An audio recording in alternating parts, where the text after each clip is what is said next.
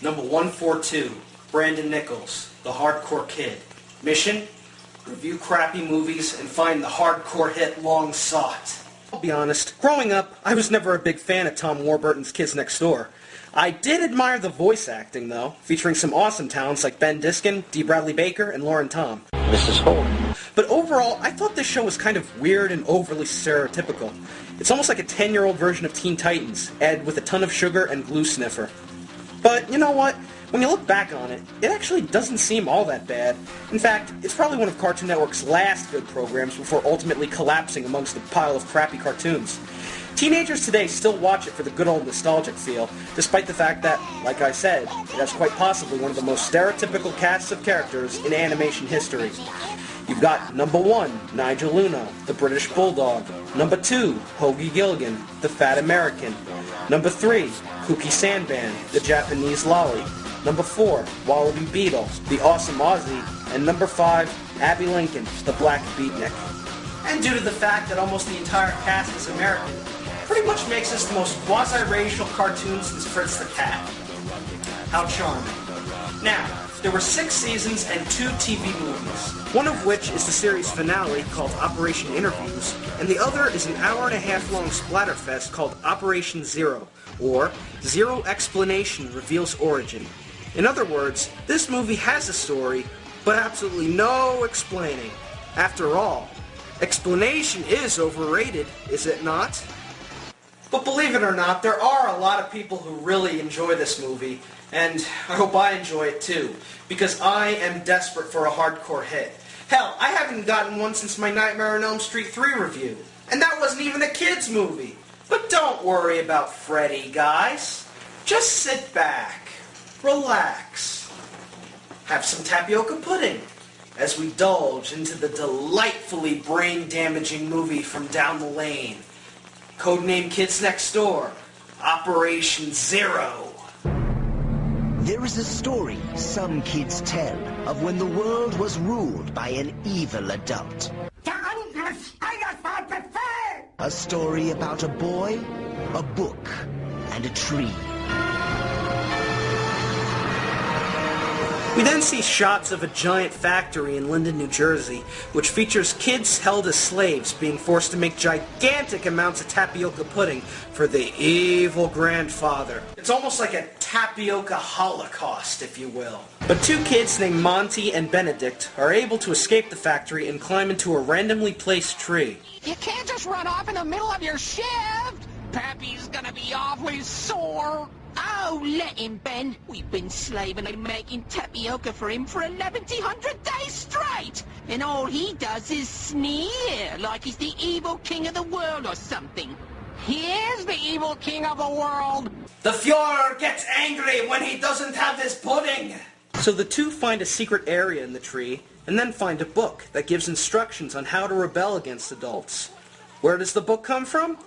It's never actually explained. The movie only seems to focus on how number 0 came to be, which is okay, but it does demand questioning. Like, who made the treehouse? Where did all the props come from? Who wrote the book? You think I have 0 chance? Well, I'll show you what the number 0 can do. So number 0 gathers together an army of kids armed with homemade urine guns. Ben baggers off never to be seen again, and the factory is completely destroyed.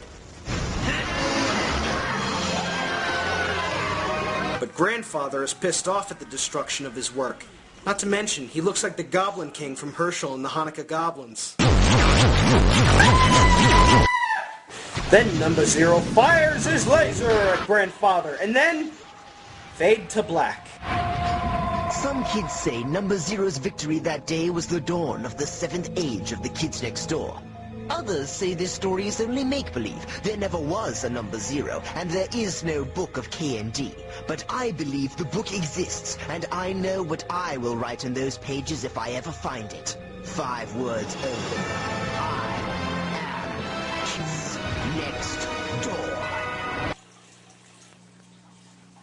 Door. Close enough. So the titles roll, and then we see the Kids Next Door operatives working in their giant moon base. Number 1 is then assigned to make a delivery to the Kids Next Door Museum, where he gives number 101 ice cream. Delicious. Ice cream? You wasted my valuable time just to get you an ice cream cone? Number 86 said I could.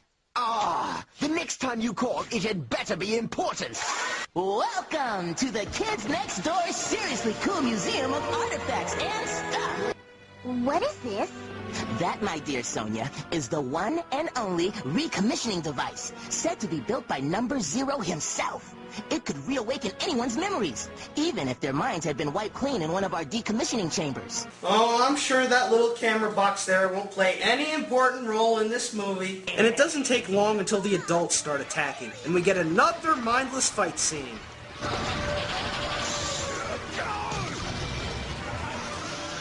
Of course, these guys are idiots, so they call for backup from numbers 1 to 5.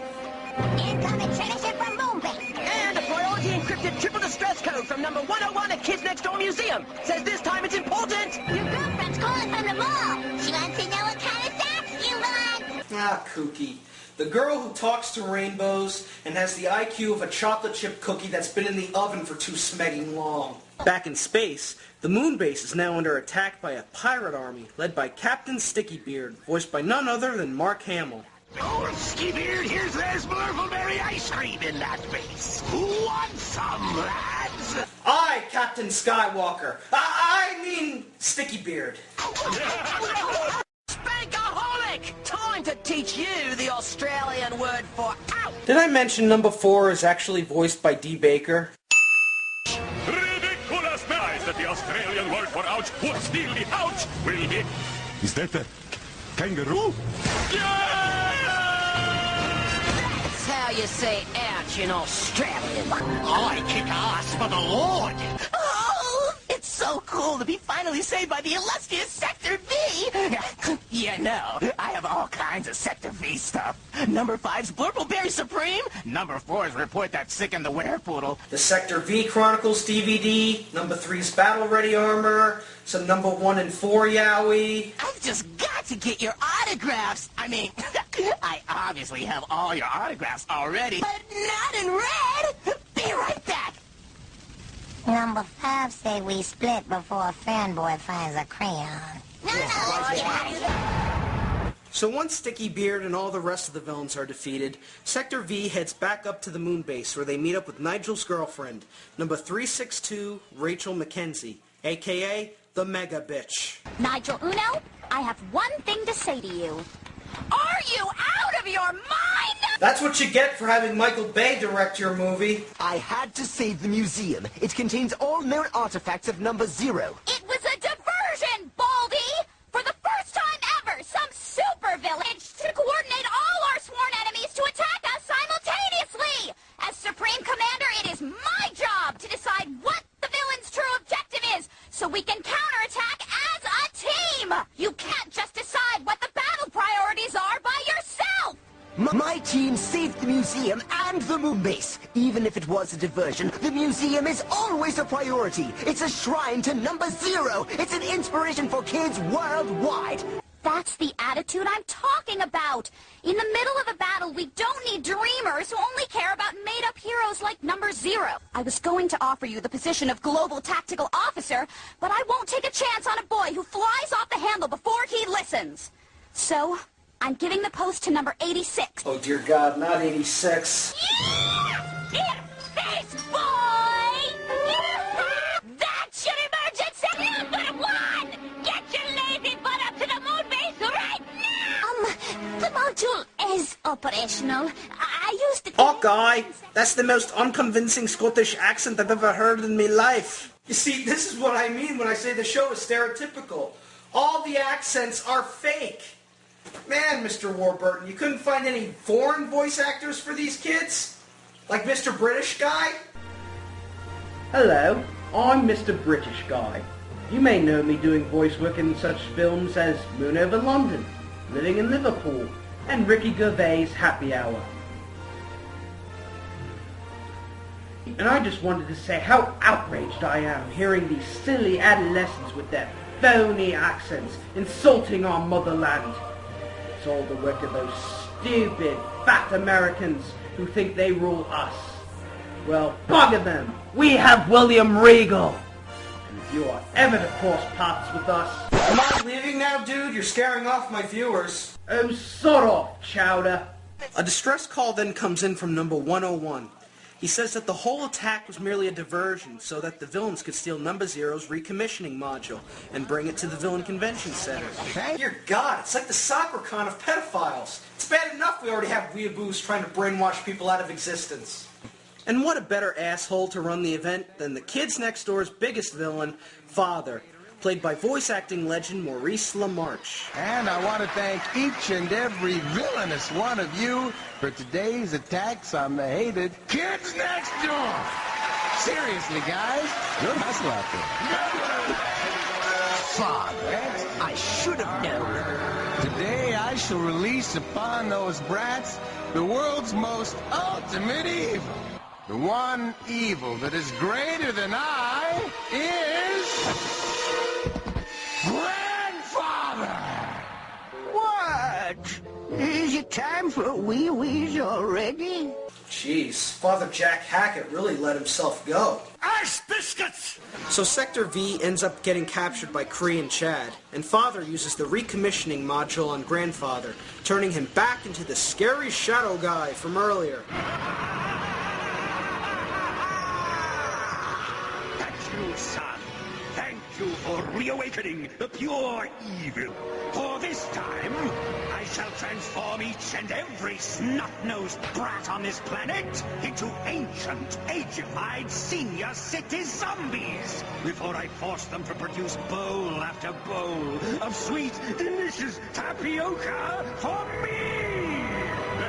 Now that's what I've been talking about. Except the tapioca part. And Bison, money. Blackfire, power. Messina, fuck all. Grandfather, tapioca pudding. 'Cause nothing makes you go loca quite like tapioca.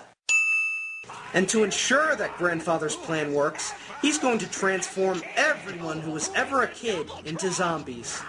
And when I say everyone, I mean every damn person in the world. Which is not only one of the stupidest ideas of all time, but gives a 90% chance that the entire world will die of old age inside of a year. But who am I to judge? I'm not the source of all evil. I'm just a jerk. And a ripoff. So all of the villains get turned into senior city zombies, and number 5 ends up sacrificing herself fighting her sister. You can't! Before it's too late! Why does the black guy always have to die first in movies? I'm telling you, these people are racist. So the Thriller extras start traveling to all the K&D headquarters in the world, turning all the kids into ugly, decomposing 80-year-olds, and transforming the treehouses into tapioca pudding factories.